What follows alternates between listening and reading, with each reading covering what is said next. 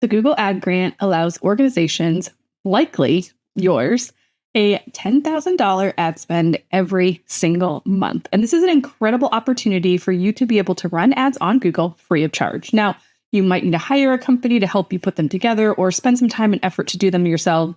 But it's a great opportunity to get out there to have more brand awareness, to reach new people, and to kind of grow traffic to your website in a way that allows them to connect with you and convert.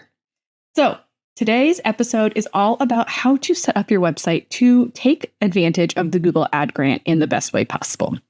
Now, there's best practices for how people are going to click through, what they're going to see, where they're going to go. And so that's what we're going to talk about here.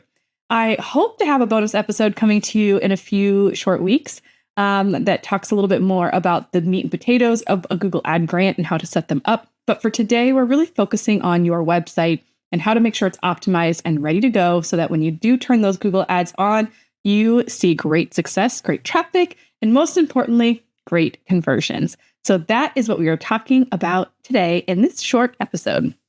Before we get to it, it is brought to you by our May freebie. If you want to make the most of your donation page on your website, then you definitely want to grab our downloadable that is your donation page checklist. The things that you want to review, consider, revise, add, delete, whatever, to make sure that your donation page makes it easy for people to give you money, donate, and not have any questions about the impact and where the dollars are going to go.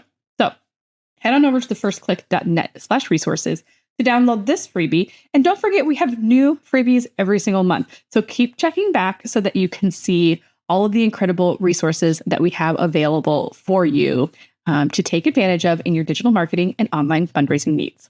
Again, one last time, that URL is thefirstclick.net/resources. Let's get into the episode. You're listening to the Digital Marketing Therapy Podcast. I'm your host, Sammy Bedell-Mulhern. Each month, we dive deep into a digital marketing or fundraising strategy that you can implement in your organization. Each week, you'll hear from guest experts, nonprofits, and myself on best practices, tips, and resources to help you raise more money online and reach your organizational goals.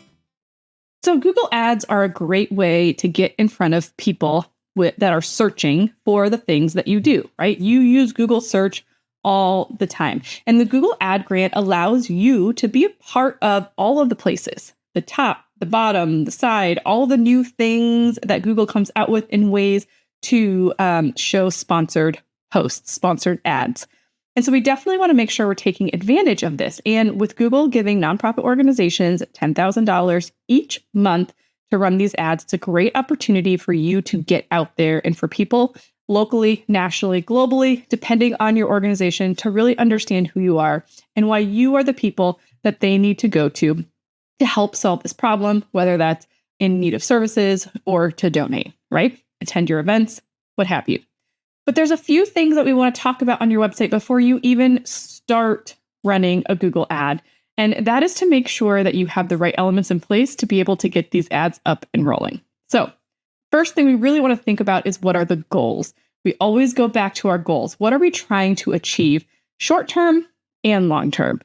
What are some of the evergreen things, meaning they'll kind of go on and on and on, nothing really changes, versus short-term things that might be events like a 5K or a pet adoption event, anything like that, right? So we want to put down all of our goals and what we're thinking that we might want to drive traffic to, what's going to make the biggest impact for our organization. And we want to think about it from the standpoint of the journey. This is something that's not new to the podcast, right? Taking customers on a journey. Now, when people are typing in something to search, they're likely not going to land on you and donate right away. So we want to think more about how can we get them to understanding more about the work that you do, the impact that you provide, and who exactly it is that you serve. For example, unless you know exactly what camera you want to order to start doing videos, you might instead search for something that's like, what camera is best for a Mac computer? Or what camera is best for a room with low lighting? There might be questions like that, right? That you want answers to. So think about that same thing with regards to the way that you set up your website for content. what are the search terms that people are likely using to get to your organization that you can answer or provide value for so that you can convert them into whatever it is your goals are. Joining your email list, signing up for an event, utilizing the products and services, donating in kind, whatever it might be. Let's say you're a food bank or you're a retail or a thrift store, right? What are the types of things people might be searching for? They might be searching for, where can I donate my old computer? Where can I donate my kids' old snow boots? Things like that. And so if you can kind of figure out those keywords and that content that people are looking for, then you can start to build content around that. And so there's a couple different ways that you can generate kind of these keywords. And then we're going to get into the website here in a second. Google's keyword planner is a great way to do it. You're going to need to set that up anyway when you're getting ready to set up your Google Ads. It's a free tool. It's an awesome opportunity for you to start to do your research there.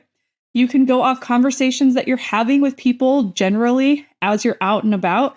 What are the common things that people are saying? And remember, the key thing here is not using the jargon of what you use and how you talk about what it is that you do and who you serve.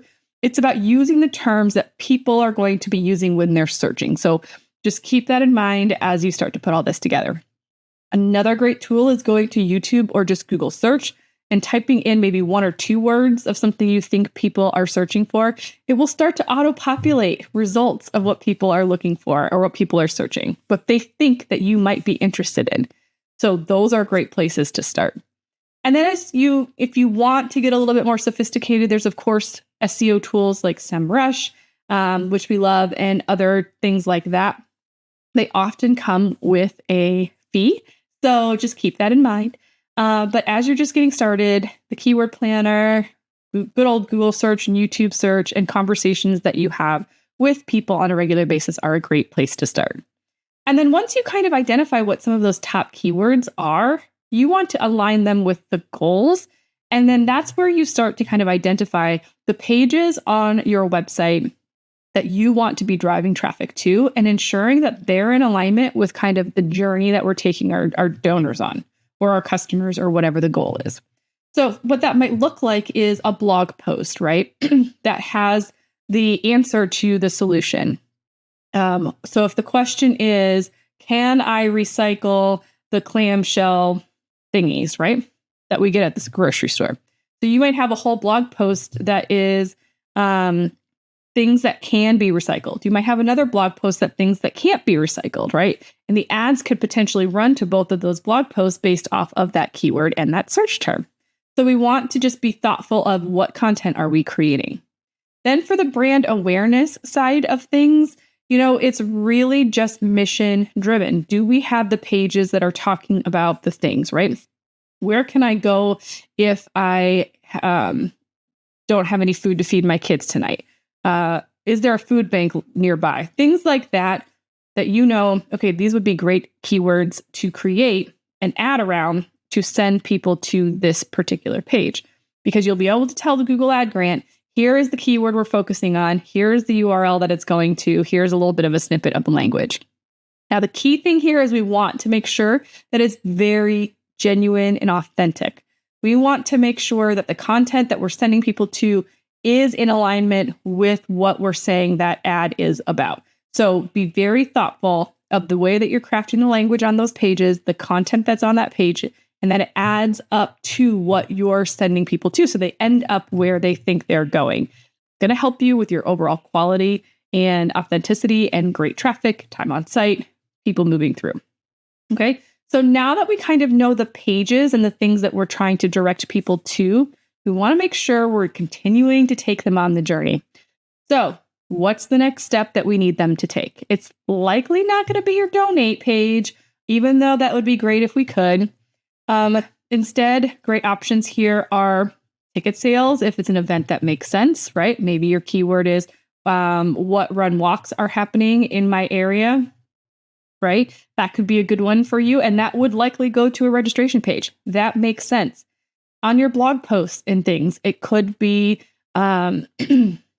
It could be a lead magnet opt-in, right? Join our email newsletter, download this freebie, dive deeper, even deeper into this topic that we have already shared with you that you've been searching for. More information, yada, yada, yada. Now you have an opportunity to nurture them through your email marketing.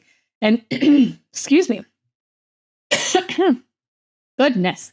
I will link up some of the email marketing podcast episodes that we have around lead magnets and things of that nature so that you can kind of figure out what that whole process looks like. But let's pay attention to where we're sending them. So sending them to get on our email list. If it is an in-person event that is a value add type of thing where people are going to learn from you and you're going to serve the community, maybe it's a get on the wait list so that we can follow up with you when the event is happening, right? So let's really be thoughtful about once people get to that page, they've clicked on the page from Google, they're now on your website. We want to make sure that we're having the ability to capture something from them so that we can follow up with them in the future. Okay. So that's what we want to think about when we're building out our landing pages, when we're building out our keywords.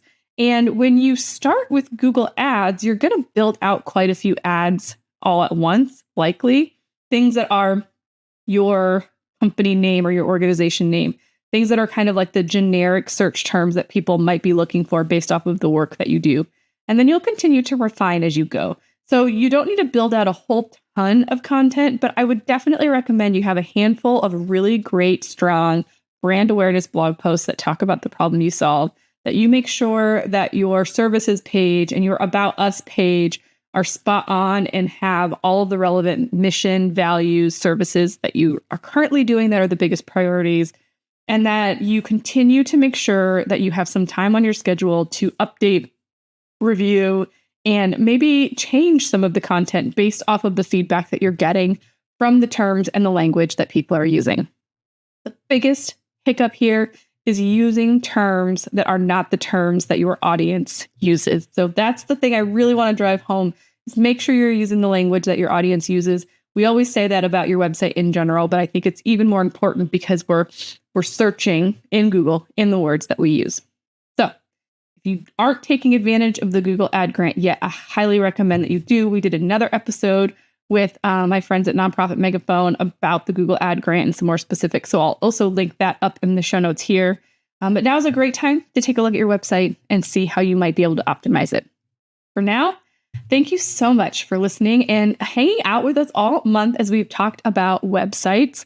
We're on to a new topic next month, and I'm very excited about that one as well. As always, I'm always excited about the podcast episode. So make sure you are subscribed so that you get notified every time we drop a new episode every week.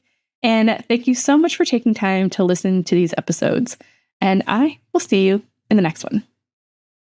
Oh, wait, hold on. I forgot a really critical piece of information. To grab all of the resources and things that I shared here, head on over to thefirstclick.net/259. We'll have everything linked up there. I'm so sorry I forgot that. And now for real, I'll see you in the next one.